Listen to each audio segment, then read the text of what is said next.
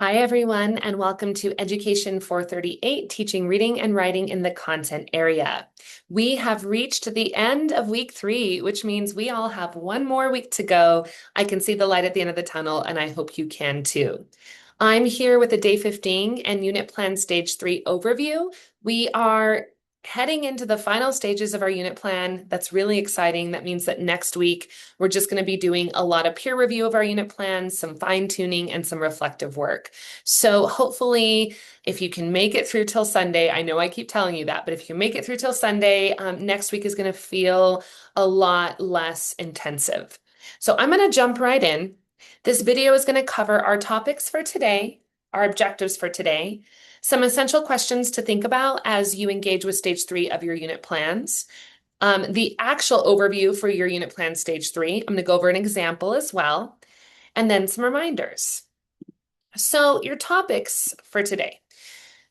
All of stage 3 surrounds creating lesson plans. So you have done the bulk of the backwards planning for your unit plan at this point. And now you get to the fun stage, which is crafting and creating lesson plans that are going to speak to your topic, to your text, to your content standards that you selected, to your enduring understandings, your essential questions, your vocabulary, your skill and knowledge objectives, your performance tasks. So you have done the bulk of the work. Now it's creating lesson plans that support everything you have already done for this unit. I also want you to think about overall unit alignment and cohesion as we're winding down with our unit plans, right? I'm going to ask you to constantly be thinking back and to ask yourself, okay, does everything align? Is it cohesive? Because that's so important, especially with backwards planning. Your objectives. You will complete the final stage of your unit plan design through crafting 5 to 7 lesson plans. 5 is the minimum, but you can absolutely craft more if you would like. Students will fine-tune the overall cohesiveness of their unit plan through considering whether all required elements align. So that's something that I've been looking for as I've been giving you feedback, particularly on stage 2. I've been thinking a lot about whether your stage 1 and your stage 2 sections of your unit plan align. And for most of you, they've been very cohesive. So I'm feeling really good that the lesson plans that you create will be cohesive as well. So our essential questions, of course, reflect these objectives. How can we create lesson plans that align with our larger unit objectives, our performance tasks, our standards, our vocabulary, everything that I already mentioned, right? So as you're lesson planning over the next few days, your goal is to constantly be thinking back to your unit goals overall, okay? And that brings me to the next question. Why is cohesion so essential in unit planning? Backwards planning exists in part to help us create that cohesion within the larger unit plan. So how do we make sure every aspect of our unit plan aligns with all the others? And one way I'm going to have you think about this is I'm going to have you take a look at each other's unit plans in your pod posts next Tuesday and Wednesday. And one of the questions that you'll be asking as you look at your peers' unit plans is this one, right? Is it cohesive? And if not, what could make it feel more cohesive? What could make aspects of the unit plan align?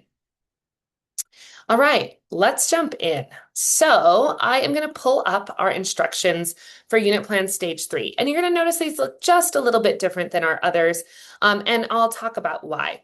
But like our first 2 stages, this is a 15-point participation grade. So if you try, and I can tell that you've spent time on this, you've engaged with it, you'll get your full 15 points. Okay, so here's the context. You've identified your desired results, stage 1.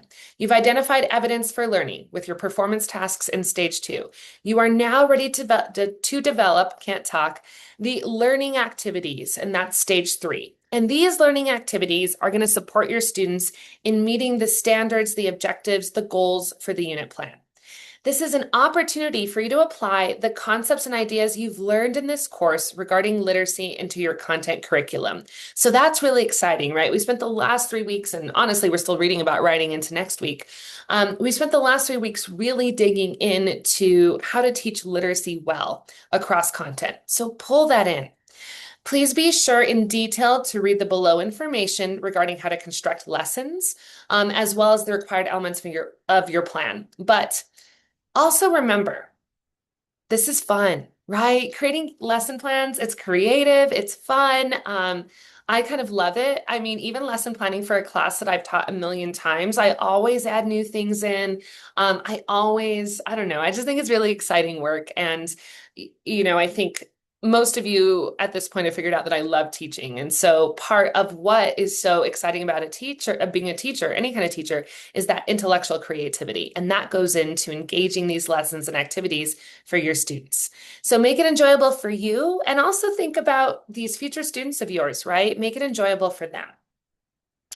Okay, the first thing to think about, you're creating 5 to 7 lessons, right? So you need to pay attention to sequencing. You want to start with lessons that speak to simpler concepts and skills and move to more complex ones.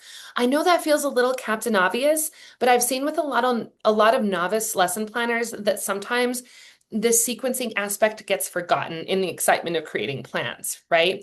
So think about how you can design lessons so that each one builds on the last, right? This is scaffolding. As you present information, chunk complex information into smaller, more manageable pieces that build towards mastery of the unit content, right? By organizing information around core concepts or skills, learners can see connections between lessons and related ideas, right? So just remember that your lesson plan should build on each other. They should revisit topics and reinforce skills learned in the previous lesson. They should foster critical thinking, and they should gradually increase in complexity. Okay. So think about sequencing as you're brainstorming for these lessons that you're going to create. Think about how they can progress sequentially. The other thing that you want to keep in mind is to vary your activities, okay? Ensure that you're using a variety of activities. Assess the activities that you have planned and prepared to make sure that they target as many modalities as possible. Provide a variety of teaching methods. And this is not just important in unit planning. You're going to see this is so important when you're in the classroom space, okay? So I have listed a whole bunch here for you. I'm not going to read them all off in this video. But these are here as a resource, right? Maybe you have some short lectures in there. Maybe you have some background knowledge activities. Maybe you have group work, whole class discussion, small class discussion, visual literacy, activities that involve hands-on tactile responses. But you want to ask yourself as you're brainstorming, okay, are my activities varied? Am I using the same thing over and over again? Are they sitting in close reading 7 different times? Or am I using a bunch of different activities to help my students build literacy for my unit plan? So let's move into the directions and criteria. So before you've even started, you're thinking about sequencing, you're thinking about varying your instructional activities, right? Okay, you're going to remove the leave blank wording throughout stage 3, same template as you've been using. And hopefully by this point, you have incorporated my feedback from stage 2 and you're ready to just jump in. All right, you're designing 5 to 7 lessons that contain engaging and rigorous learning activities that focus on your unit topic, your identified objectives, align with and teach the standards, vocabulary, knowledge, and skill objectives, enduring understandings, and big ideas of the essential questions you created earlier. Your lesson should reflect that clear logical sequencing of concepts, ideas, strategies, activities. And your lessons should incorporate a wide variety of activities, like I said earlier. And there should be evidence that you are taking some of the strategies that you've learned in this course and implementing them within these lessons, okay? There should be evidence that some or many of the lessons will prepare your students for one or both of the performance tasks that you did in stage 2. So you notice that I've broken this up into general requirements and specific lesson criteria. So I'm going to go over general requirements first.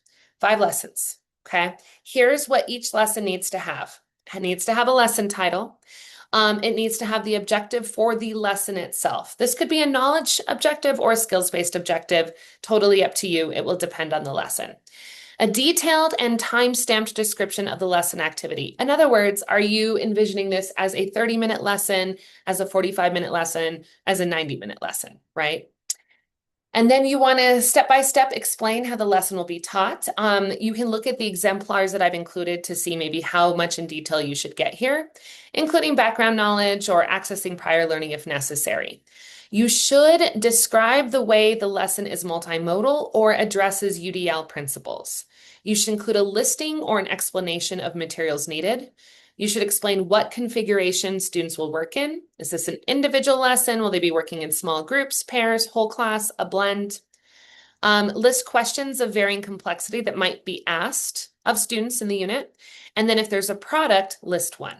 So I think the best way to go about doing this is just to, within each lesson, label these things. Here is the title, here's the objective, here's how long the lesson is, here's the step-by-step process, here's how it addresses multimodality or UDL, here are the materials needed, here's the configuration for this lesson, here are questions I might be using, and here's the product, right? So that way you are ensuring that you're hitting up all of these requirements. Okay. Now, beyond these general requirements, you do have specific lesson criteria, okay? Obviously, your first lesson should start with a hook, right? How are you going to introduce this unit, this lesson in a quick, interesting way? I've listed some ideas here for you. Maybe you're incorporating an activity that builds background knowledge, right? Because this is the first lesson. So that's for the first lesson. Then throughout the rest of them, I need to see evidence of at least one vocabulary lesson or a lesson that utilizes any kind of the vocabulary activities that we discussed in our earlier course readings. At least one of your lessons has to have partner or small group discussion that involves one of the activities in Jeff Weir's text. One lesson using the text you identified for the unit. So if you said this is a unit on the giver and that's my central text, I should see that text happening or being the center of focus in at least one lesson. And then when you are doing that lesson with the text, make sure that you tell us how, or you tell me how the students will engage with the text using annotations. And then you can include some text-dependent questions as well. There should be at least one writing activity lesson that addresses the writing standard you chose. At least one lesson should integrate the use of technology or multimedia. There should be a small group activity in one, and at least one that incorporates multimodality that involves 3 or more of the modalities, okay? One of your lessons has to provide visuals, and your final lesson has to incorporate some sort of end of the unit assessment or your performance task or a larger project that allows students to demonstrate skills built throughout the unit. So I know this sounds like a lot, but I guarantee that once you start planning, you're going to be like, oh yeah, I already included vocabulary in this particular lesson. Oh, I absolutely included tech and a visual in this one. This lesson includes a small group activity, etc. So what I would do is brainstorm your lessons first, and then you might want to just come back to this assignment description and use it almost as a checklist, okay? Then after you're done creating your lessons, you want to go back up to the section in stage 2 of your unit plan that you left blank called formative assessment. All you want to do here is include a brief description of a way you plan to assess student learning in one of your lessons. Just choose any of the ones you want. Doesn't need to be long. Just include a quick rubric or a list of criteria you will use to evaluate the assessment. And then you're done. That feels like a lot. It is a lot, but it's exciting and fun. And I think this is going to make more sense to actually look at how one of my past students did her lessons. So I am sharing Carlisle's. We've used Carlisle's for the first 2 breakdown videos for our unit plan, so it feels cohesive for me to use hers again. Carlisle went above and beyond. Like, this is cream of the crop for what you kind of want to aim for here, okay? So I am going to pull up her stage 3. And let's take a look at her first lesson. So her title of the lesson is Newton's Laws of Motion Overview. Then she has her objective. The students will understand the definitions of key vocabulary words and be able to use them accurately in sentences. Then she has the detailed description of lesson. She tells me right off the bat, it's 46 minutes, okay? She breaks down the step-by-step of the plan itself. Then she moves on to how this lesson incorporates multimodality or UDL principles. Then she gives me her section on materials. She tells me student configuration, whole class, then pairs, then different pairs. Then she goes into what questions will be asked throughout this particular lesson. She tells me the product of this lesson. Some lessons might not have one, this one does. And then you might want to think about doing this. I thought this was a really interesting way for her to demonstrate to me that she's met the criteria.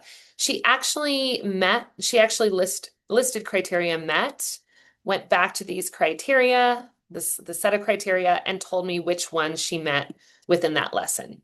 So she said 1, 2, and 7 here. Okay. You can go through her other lessons as well. Like I said, I was blown away by stage 3 of her unit plan. It was exceptional. Okay. But I do think this can act as a great exemplar for you when you're organizing your lessons. Okay. And so her lessons, of course, build in complexity. They go all the way down. I think she was an overachiever and did 6 lessons. You only have to do 5. But her last lesson, you'll notice, was the unit assessment, which was one of her performance tasks. I think. Let me double check. I'm going to tell you all wrong, but I think it was one of her performance tasks. Yes. Okay. And then you're going to go back up to formative assessment, which was what we skipped over last week. And she said, this formative assessment is related to lesson 1 of my unit plan. Students will be assessed on their understanding of 8 vocabulary words. She goes on to describe it, and then she just says the criteria is 8 words placed, unique definition for all 8 words. So remember, this little assessment should be short and should just reflect how you're going to assess learning in one of your lessons. Okay, that is a lot. Stage 3 is a lot, but I think it's the most fun of the stages, and I actually think it's the one that, even though it might take the longest, you're going to feel the most fulfilled finishing, because it really is the culmination of all the work that you put in thus far.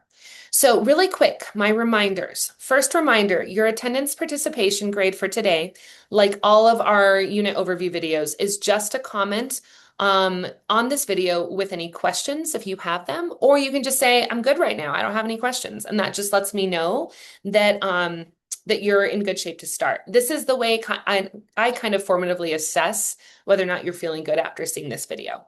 The other reminder, actually 2 reminders, your inquiry projects are due tonight. And then this stage 3 of your unit plan is due on Sunday. If you are just like, oh my gosh, I don't think I can get this done by Sunday. I will not change this on Canvas, but if you reach out, if you email me, you need that extra day, I am okay with you turning this in on Monday, okay? But you'll see on Canvas that it does say that the technical due date is this Sunday, but it's a lot, right? It's a lot. And I want you all to do a good job, because you don't want to turn in something kind of like half-ass and then have me tell you, okay, you need to revise this whole thing, right? Just really, really dig in over the weekends, and you're going to get a lot of feedback from me and from your peers on your unit plans before submitting your final. Okay, I hope you all have a great weekend. Like I said, make it till Sunday, and we're going to be in good shape. Reach out if you have any questions at all.